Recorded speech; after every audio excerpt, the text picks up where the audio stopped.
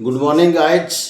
आज हम पढ़ने जा रहे हैं भारतीय संविधान के जो मौलिक अधिकार हैं उनका आर्टिकल 31 यानी संवैधानिक उपचारों का अधिकार पढ़ने से पहले जो मूल अधिकार हमारा हटा दिया गया, मैं उसके बारे में आपको बताना चाहूँगा। तो आपको पता होना चाहिए कि आर्टिकल 31 जो था वो संपत्ति का अधिकार था, राइट टू प्रॉपर्टी। तो उसको 1950 में शामिल किया गया। कई बार पूछ लिया जाता है कि भाई आर्टिकल जो 31 है संपत्ति का अधिकार, उसे कब शामिल किया गया था? तो संविधान में 1950 में शामिल किया गया। उसके अंदर क्या था? संपत्ति का अधिग्रहण करना और संपत्ति के अधिग्रहण से संबंधित यह मौलिक अधिकार था नागरिकों का। लेकिन 44वें संविधान में सन 1978 के अंदर इसको हटा करके और आर्टिकल 300A में शामिल कर दिया, अर्थात इसको कानूनी अधिकार बढ़ा दिया। अब ये हमारा मौलिक अधिकार नहीं है। तो ये पूछा जा सकता है कि संपत्ति का अधिकार वर्तमान में कोई एक्ट में है तो 300A में ये केवल कानूनी अधिकार है, ये हमारा मौलिक अधिकार नहीं है। तो ये तो था हमारा आर्टिकल 31 यानी 31। आओ आज हम पढ़ते हैं भारतीय संविधान के अंदर, जिसको डॉक्टर भीमराव अंबेडकर ने संविधान की आत्मा कहा है। अर्थात डॉक्टर भीमराव अंबेडकर ने आर्टिकल 32 को भारतीय संविधान का हृदय एवं आत्मा कहकर के संबोधित किया है। और क्यों किया है ये भी हम पढ़ेंगे। देखिए, आर्टिकल जो 32 है संवैधानिक उपचारों का अधिकार, आर्टिकल 32 से लेकर के 35 तक है।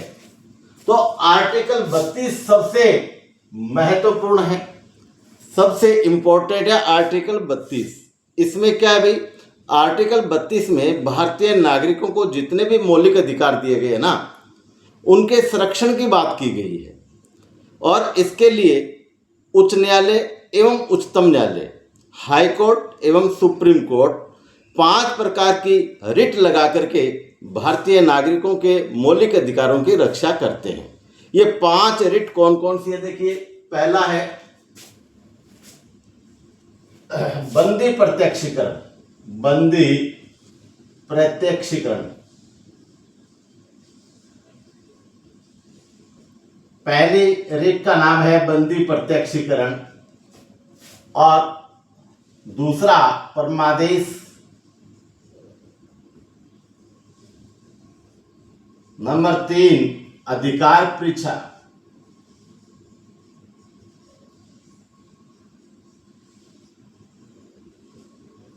नंबर 4 में है उत्प्रेषण, और 5 प्रतिषेध। ये 5 प्रकार के रिट जो आप बोर्ड पर देख रहे हैं।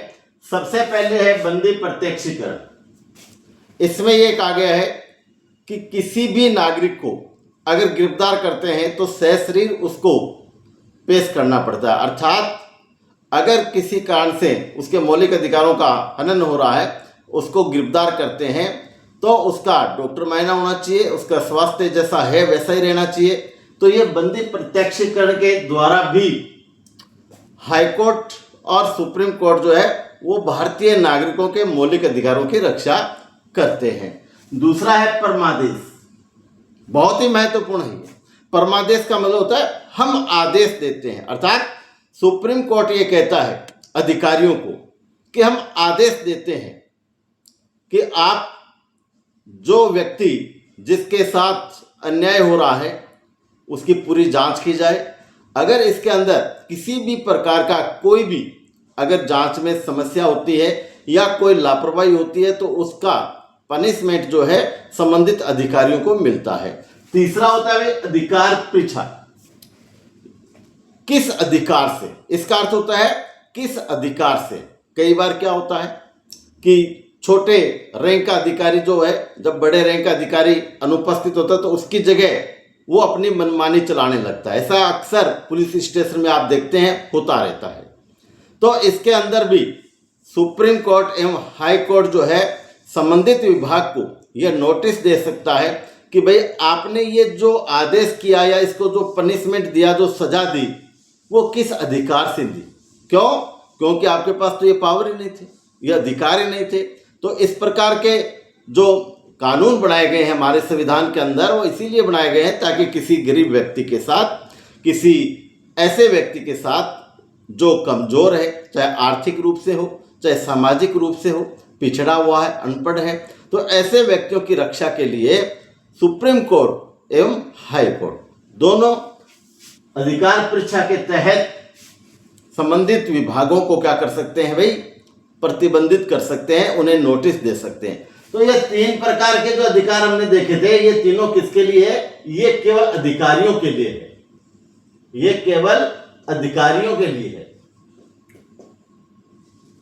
इनमें हाई कोर्ट एवं सुप्रीम कोर्ट जो होता है वो अधिकारियों को आदेश देता है किसी भी प्रकार की लापरवाही के लिए या अन्याय के लिए। इसके बाद में ये दो जो है आपके उत्प्रेषण और प्रतिषेध, ये न्यायालय से संबंधित है,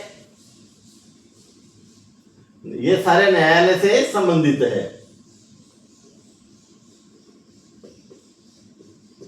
उत्प्रेषण का मतलब होता है कि अगर कोई नीचे की अदालत किसी व्यक्ति को मौलिक अधिकार हो या उससे जुड़ा हुआ कोई भी ऐसा मुकदमा है, तो उसमें अगर कोई फैसला देता है तो सुप्रीम कोर्ट और हाई कोर्ट इन दोनों का अधिकार है, वो अपने अधीनस्थ जो कोर्ट हैं, जो कार्यालय हैं, उनके फैसले को बदल सकते हैं, उलट सकते हैं। उत्प्रेषण का मतलब होता है उलट देना, अर्थात जो निचली अदालत ने जो फैसला दिया है उसको बदल सकते हैं, ये अधिकार होता है उच्चतम न्यायालय को आर्टिकल 32 के तहत।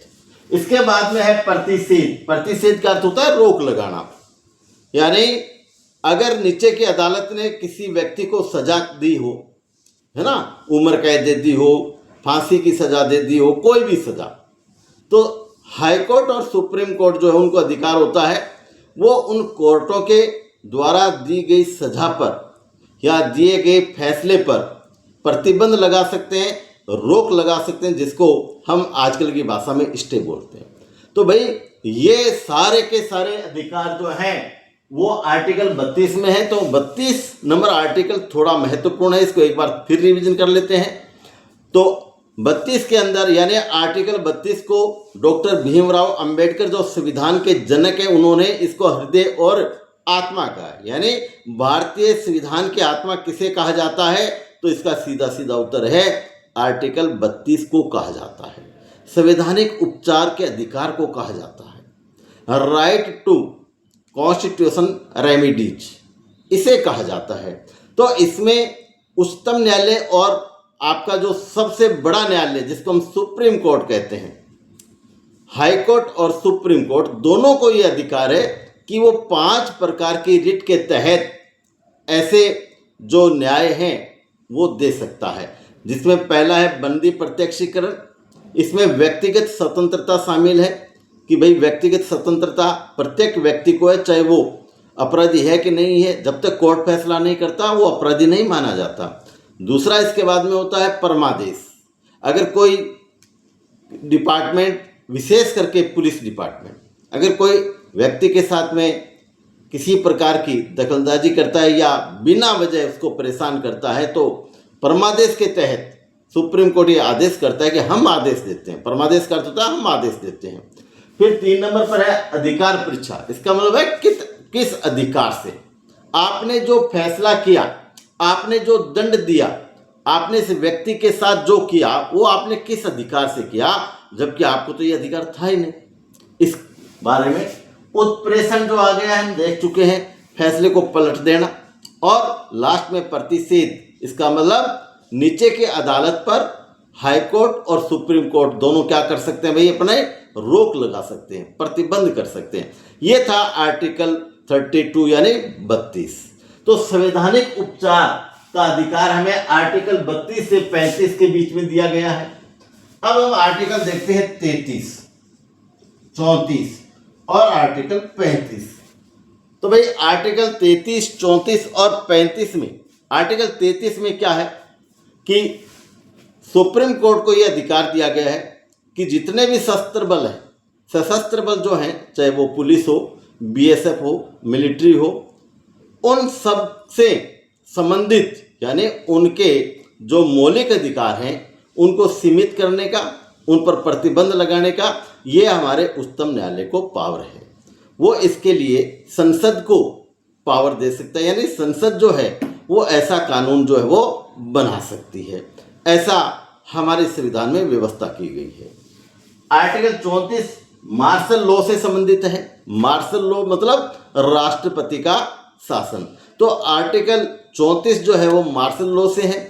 इसके अंतर्गत किसी भी नागरिक की केवल आर्टिकल 21 को छोड़ करके, आर्टिकल 21 जो है हमने पढ़ा था जिसमें व्यक्तिगत स्वतंत्रता और जीवन संरक्षण का अधिकार है प्रत्येक नागरिक को, उसको छोड़ करके किसी भी मौलिक अधिकार के ऊपर जो उच्चतम न्यायालय है वो संसद को पावर दे सकता है।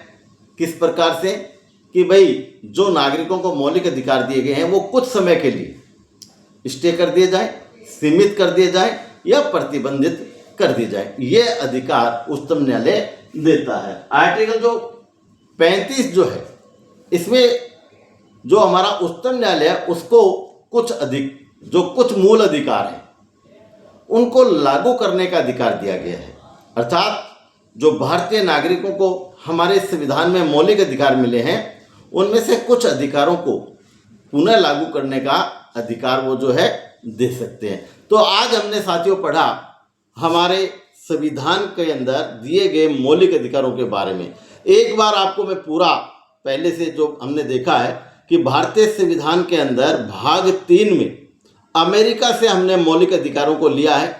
जो प्रारंभ में हमें 7 मौलिक अधिकार थे, लेकिन वर्तमान में जो संपत्ति का अधिकार है वो हमारा केवल कानूनी अधिकार है 301 के तहत। बाकी जो मौलिक अधिकार हमने पढ़ लिए हैं, समानता का अधिकार जो आर्टिकल 14 से लेकर 18 तक है, स्वतंत्रता का अधिकार जो आर्टिकल 19 से लेकर 22 तक है, शोषण के विरुद्ध अधिकार हमने पढ़े आर्टिकल 23 और 24 में। फिर हमने पढ़ा धार्मिक स्वतंत्रता का अधिकार 25, 26, 27 और 28, यानी आर्टिकल 25 से लेकर के 28 तक हमने पढ़ा धार्मिक स्वतंत्रता का अधिकार। फिर शिक्षा और संस्कृति का अधिकार हमने पढ़ा जो आर्टिकल आपका दिया गया था 29 और 30। और उसके बाद में आर्टिकल 31 आपका था संपत्ति का अधिकार, जो हमने देखा कि भाई इसे 44वें संविधान संशोधन में अबॉलिश कर दिया गया है। और 1978 में जो 44वां संविधान लागू हुआ था, संविधान संशोधन जो किया गया था उसके तहत इसे कानूनी अधिकार बना दिया। अब ये 301 के अंदर शामिल है। और आज हमने पढ़ा संवैधानिक उपचारों का अधिकार जो आर्टिकल 32 से लेकर 35 तक है। आर्टिकल 32 को हमारे संविधान की आत्मा कहा गया है। किसके द्वारा कहा गया है? तो भारतीय संविधान के जनक डॉक्टर भीमराव अंबेडकर के द्वारा इसे भारतीय संविधान का हृदय और आत्मा कहा गया है। तो ये हमारा थे मौलिक अधिकार जो आपको मैंने समझाए। मैं आशा करता हूँ आप सबको मौलिक अधिकारों पर अगर किसी भी प्रकार का किसी भी कंपटीशन में प्रश्न पूछा जाएगा तो इससे बाहर नहीं पूछा जाएगा और आप 100% उसको सही करके आएंगे। जय हिंद, जय भारत।